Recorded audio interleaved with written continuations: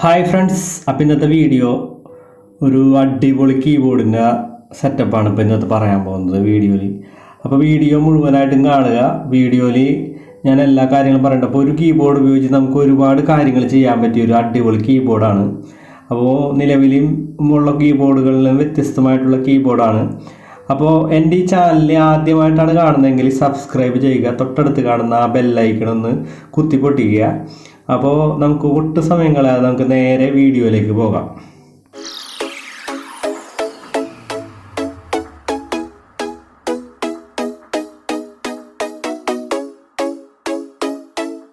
അപ്പോൾ നമ്മൾ എല്ലായ്പ്പോഴും ചെയ്യുന്ന പോലെ തന്നെ പ്ലേ സ്റ്റോർ എടുക്കുക. പ്ലേ സ്റ്റോർ എടുത്തിട്ട് സെർച്ച് ബാറിൽ നമ്മൾ ആരോ കാണിക്കുന്നുണ്ട് ചെയ്യേണ്ട കാര്യങ്ങളൊക്കെ. അപ്പോൾ സെർച്ച് ബാറിൽ സെർച്ച് ചെയ്യുക എക്സ്പ്ലോർ എന്നാണ്. അപ്പോൾ സ്പെല്ലിങ് ഒരു വ്യത്യാസമുണ്ട്. അപ്പോൾ ആ സ്പെല്ലിങ് വ്യത്യസ്ത രീതിയിൽ തന്നെ ടൈപ്പ് ചെയ്യണം. അപ്പോൾ ഞാൻ സ്ക്രീനിൽ കാണിക്കുന്നുണ്ട്. അപ്പോൾ ഇതാണ് നമ്മളുടെ കീബോർഡ്. അപ്പോൾ ഇത് നമ്മൾ ഇൻസ്റ്റാൾ ചെയ്യണം. ഞാൻ നേരത്തെ ഇൻസ്റ്റാൾ ചെയ്തുകൊണ്ടാണ് ഓപ്പൺ എന്ന് കാണിക്കുന്നത്. 4 റേറ്റിംഗ് ഒക്കെ ഉണ്ട്. അപ്പോൾ നമുക്കൊന്ന് ഓപ്പൺ ചെയ്ത് നോക്കാം. അപ്പോൾ നമ്മൾ ഓപ്പൺ ചെയ്തിട്ടുണ്ട്. അപ്പോൾ ഇങ്ങനെ ഒരു ഇൻ്റർഫേസാണ് വരുന്നത്. അപ്പോൾ ഫസ്റ്റ് തന്നെ സ്വിച്ച് ടു എക്സ്പ്ലോർ എന്ന് കാണിക്കും. അതൊന്ന് ക്ലിക്ക് ചെയ്ത് കൊടുക്കുക. ഞാൻ ആരോ എല്ലാത്തിനും കാണിക്കുന്നുണ്ട്. അപ്പോൾ നിങ്ങൾക്ക് പെട്ടെന്ന് മനസ്സിലാക്കാൻ വേണ്ടിയാണ്. അപ്പോൾ അത് നോക്കിയാൽ മതി. പിന്നെ ഇതിൽ ഓക്കെ എന്നുള്ള ബട്ടൺ കൊടുക്കുക. അതൊന്ന് വായിച്ച് നോക്കിയിട്ട് എഗ്രി ചെയ്യണ സംഭവമാണ്. അപ്പോൾ അതൊന്ന് ഓക്കെ കൊടുക്കുക. ഞാൻ ഓക്കെ കൊടുത്തു. അപ്പോൾ പറയുന്നത് നമുക്ക് ഡിഫോൾട്ടായിട്ട് കീബോർഡ് ഏത് വേണം, നമ്മളുടെ ഫോണിൽ എത്ര കീബോർഡ് ഉണ്ടോ ആ കീബോർഡുകളിലൊക്കെ സെലക്ഷൻ വരും. അപ്പോൾ ഞാൻ ഈ കീബോർഡ് സെലക്ട് ചെയ്തു.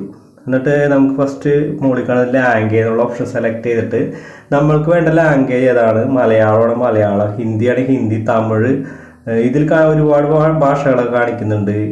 നമ്മുടെ ഇന്ത്യയിൽ മാത്രമല്ല നമ്മുടെ ലോകത്തിലുള്ള എല്ലാ ഭാഷകളും കാണിക്കുന്നുണ്ട്. അപ്പോൾ ഇതിൽ സെലക്ഷനായിട്ടുള്ള ഭാഷകൾ ഏതാണ് നിങ്ങൾക്ക് ആവശ്യം അത് ക്ലിക്ക് ചെയ്യുമ്പോൾ ഞാൻ ക്ലിക്ക് ചെയ്യുന്നത് മംഗ്ലീഷ് മലയാളമാണ്.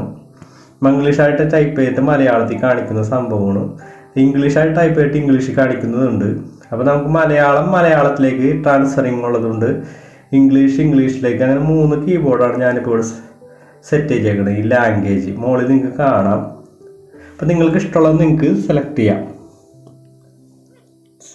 അപ്പോൾ ഹിന്ദിയൊക്കെ കാണിക്കുന്നുണ്ട്, പിന്നെ ഇംഗ്ലീഷ്, ബംഗാളി, മറാത്തി, തമിഴ്, ഗുജറാത്തി, തെലുങ്ക്, അങ്ങനെ ഒരുപാട് ഭാഷകൾ ഈ കീബോർഡിൽ കാണിക്കുന്നുണ്ട്. എന്നിട്ട് നമുക്ക് ഗെറ്റ് സ്റ്റാർട്ടഡ് എന്നുള്ള ഈ പച്ച കളറുള്ള ബട്ടൺ ഒന്ന് അമർത്തി കൊടുക്കുക. അമർത്തി കൊടുക്കുമ്പോൾ നമുക്ക് ഇങ്ങനെ ഒരു ഹോം പേജാണ് വരുന്നത്.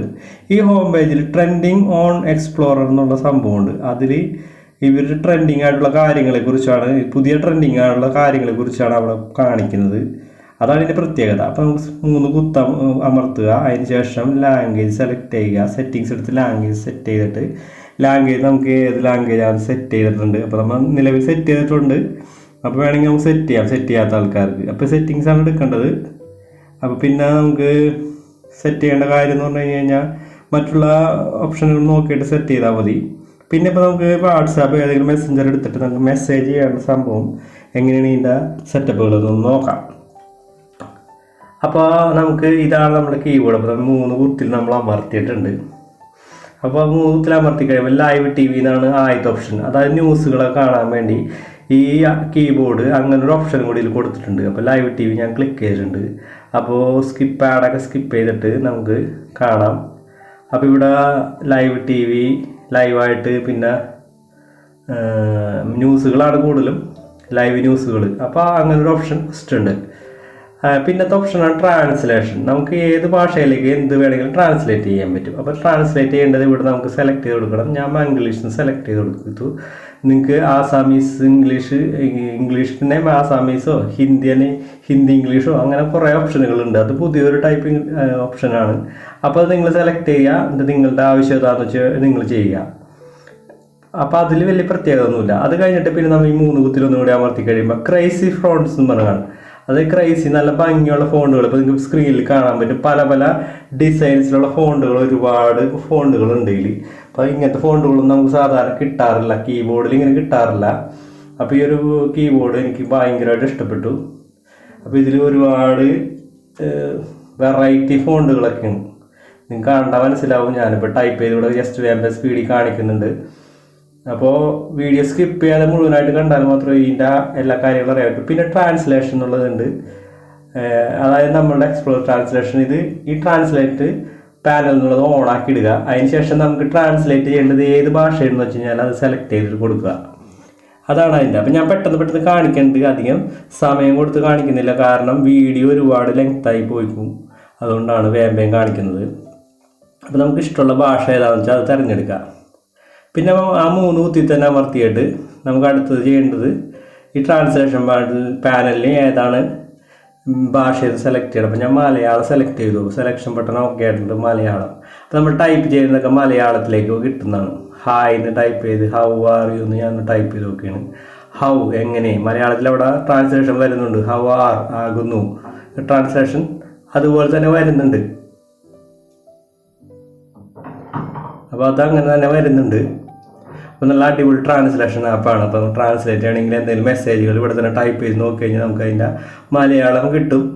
അതുകൂടാതെ വേറെ ആപ്ലിക്കേഷനുകളുണ്ട്, എന്നാലും ഇതിൽ ഈ ഒരു ആപ്ലിക്കേഷൻ കൊണ്ട് പെട്ടെന്ന് കിട്ടാവുന്ന സംഭവമാണ്. അപ്പോൾ ഇതെനിക്ക് ഞാനിപ്പോൾ ഒരു വാക്കിൻ്റെ അർത്ഥം നോക്കിയതാണ്, ടൈപ്പ് ചെയ്ത് പ്രൊസീഡ് എന്നുള്ള വാക്കിൻ്റെ അർത്ഥം.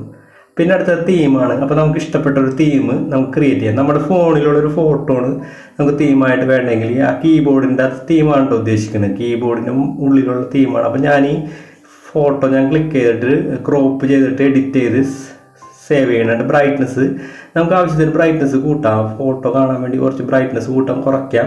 പിന്നെ അടുത്തത് കീ ബോർഡർ ഉണ്ട്, അത് വേണമെങ്കിൽ ഓൺ ആക്കിയിടാം. കീൻ്റെ ബോർഡർ വരാൻ വേണ്ടി, കീ ക്ലിയർ ആയിട്ട് കാണാൻ വേണ്ടി എന്നിട്ട് അപ്ലൈ ചെയ്യാം. അപ്ലൈ ചെയ്ത് കഴിയുമ്പോൾ നമ്മുടെ കീബോർഡ് ഇങ്ങനെ ഇരിക്കും, ഞാൻ ഈ ആരോ കാണിച്ച പോലെ തന്നെ ഇരിക്കും. അപ്പോൾ അടിപൊളി സെറ്റപ്പാണ്. അപ്പോൾ അതും ഒരു വെറൈറ്റി സംഭവമാണ്. പിന്നെ അതുകൂടാതെ മുകളിൽ ഈ ബ്ലിങ്ക് ചെയ്തുകൊണ്ടിരിക്കുന്ന സംഭവങ്ങളൊക്കെ നമുക്ക് നോക്കാം. കീബോർഡിൻ്റെ കളർ മാറ്റാം, ഇമേജുകൾ മാറ്റാം. ഓരോ ഇമേജുകൾ മാറുന്നത് നിങ്ങൾക്ക് കാണാൻ പറ്റും. അവർ കൊടുത്തേക്കുന്ന ഇമേജുകളാണ്. നമ്മളുടെ ഫോണിലുള്ള ഇമേജുകൾ കാണാനാണ് ആദ്യം ഞാൻ കാണിച്ചത്. പിന്നെ അനിമേറ്റഡ് സംഭവമുണ്ട്. അനിമേറ്റഡ് ശരിയാണെങ്കിൽ അത് ഡൗൺലോഡ് ചെയ്തെടുക്കണം. അപ്പോൾ ഞാൻ ഡൗൺലോഡ് ചെയ്ത് കാണിക്കുന്നില്ല, കുറച്ച് സമയം എടുക്കും. അതിൻ്റെ പേരിൽ ഞാൻ പെട്ടെന്ന് സ്കിപ്പ് ചെയ്ത് പോവുകയാണ്. പിന്നെ മൈ തീംസ് എന്ന് പറഞ്ഞിട്ടുണ്ട്, അതും ആ ഓപ്ഷനുണ്ട്. അപ്പോൾ നമ്മൾ ചെയ്ത മൈ തീംസ് നമ്മൾ ചെയ്തതാണ്, നേരത്തെ ക്രിയേറ്റ് ചെയ്തതാണ്. പിന്നെ നമുക്ക് 3 കുത്തൊന്നും കൂടി അമർത്താണ്ട് സ്മാർട്ട് തീംസ് എന്നുണ്ട്. അപ്പോൾ സ്മാർട്ട് തീംസിൽ നമുക്ക് ക്രിക്കറ്റ്, ഫിറ്റ്നസ് അത് അലോ ചെയ്തിട്ട് ക്രിക്കറ്റിൻ്റെ ഒരു തീമാണ് ബാക്ക്ഗ്രൗണ്ടിൽ വന്നിരിക്കുന്നത്. അപ്പോൾ അത് നിങ്ങൾക്ക് വേണമെങ്കിൽ സെറ്റ് ചെയ്തിടാം. അത് ഞാൻ സെറ്റ് ചെയ്തിട്ടില്ല. പിന്നെ അടുത്തത് ചെയ്യേണ്ടത് വീണ്ടും 3 കുത്തമർത്തുക. അതിനുശേഷം ടെക്സ്റ്റ് ഷോർട്ട് കട്ട്സ്, അതായത് ഒരു ടെക്സ്റ്റിൻ്റെ ഷോർട്ട് കട്ട്. ഇപ്പോൾ പ്ലീസ് ടു